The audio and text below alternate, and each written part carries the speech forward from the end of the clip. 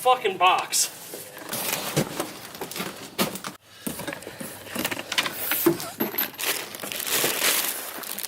More pipes. All right, so today we're going to be putting a new exhaust on the BRZ.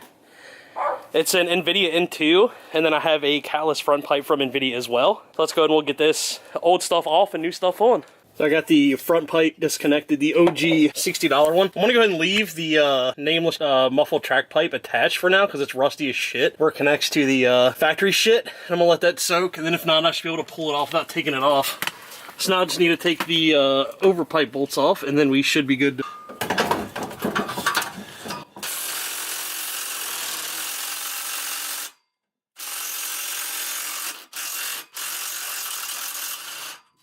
It's off. I don't like it.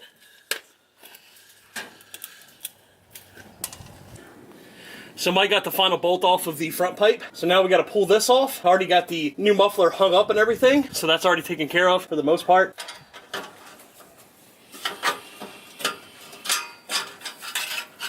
There we go. That's always a bit of a pain.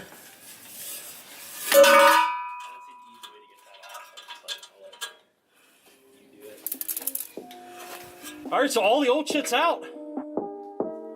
New muffler's already halfway hung. Did you see the hot boy shit back there? Dual tips, my guy.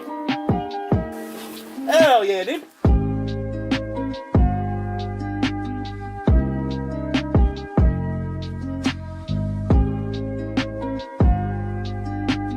Wow, that hanger works much better than the cheap one. Oh, you know what would help though? If I put a fucking gasket in it. Got these high quality Grimspeed ones, you know?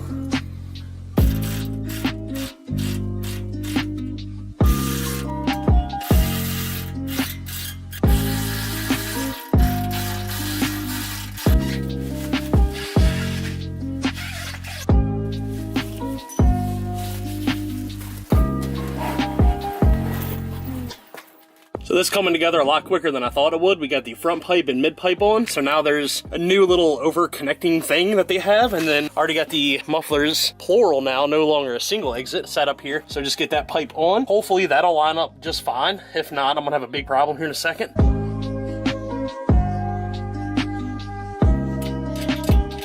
Well, it all lines up basically. Once I straighten this out, it'll actually line up. That's sick.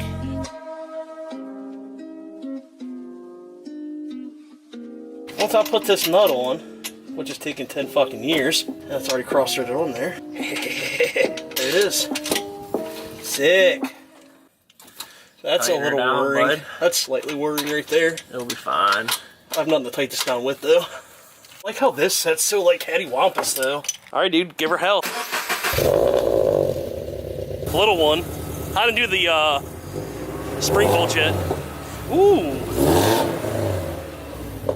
One more time. Ooh. Ooh. So the car's back down on the ground, the exhaust is on, and I went ahead and threw the summer wheels back on too, so that's a big plus. Oh, it's so much better on those wheels. Yes. It's got 2 tips on it. You can't see the far cans at all.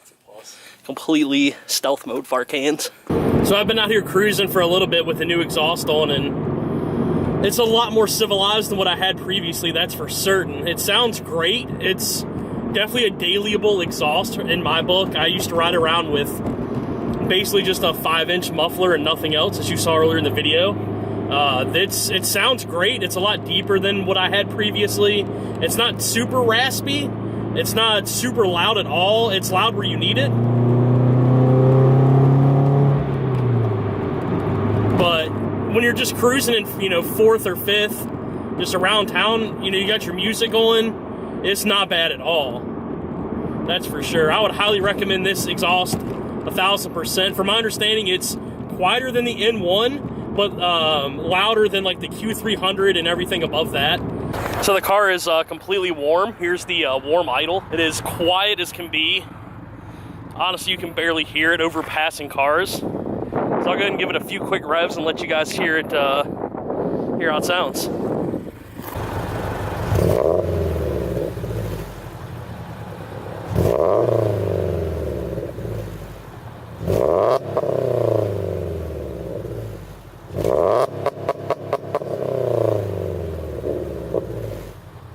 But yeah, that's it. We got the new exhaust on. We got the old wheels put back on. So as always, I'd like to thank each and every single one of you for watching. If you'd like to subscribe for more mediocre content such as this, please do and take care.